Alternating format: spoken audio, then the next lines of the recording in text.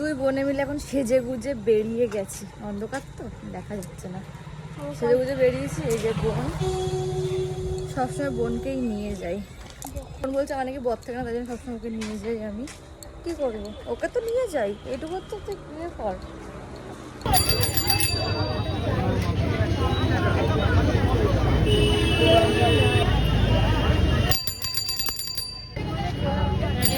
আজকে হচ্ছে লক্ষ্মী পুজোর বাজার, দেখো কি ভিড় আর কি ভিড়। এই যে ঠাকুর যাচ্ছে সামনে, আর আমরা যাচ্ছি পেছনে পেছনে ঠাকুরের। কি সুন্দর ঠাকুর, সব রকম ঠাকুর আছে।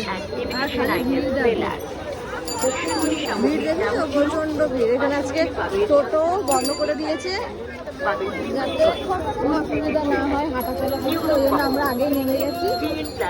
সব দোকানে এত ভিড়, এত ভিড়, সে আর বলার মতো না। এরকম উনি সাইকেল নিয়ে যাচ্ছে, ফাঁকা কিন্তু উনি যেতে পারবে, উনি তাও হর্ন মানে বেল বাজাতেই আছে। এগুলো হচ্ছে কিছু কিছু মানুষের না স্বভাব, ফাঁকা রাস্তা মানে উনি সাইকেল নিয়ে যেতে পারবে, তাও বেল বাজাচ্ছে। আমার বোন হারিয়ে না যায় সেটাই আমি ভাবছি। হ্যাঁ, এখানে আবার ওই যে লক্ষ্মী পুজো হয়, তার জন্য প্যান্ডেল হচ্ছে। চুলে পোকা ঢুকে যাচ্ছে, বাবা ভাবা যায়।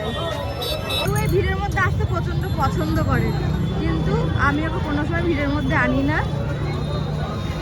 ও পছন্দ করলে কি হয়েছে, এখন তো বেবি, যা বোঝাবো তাই বুঝবে।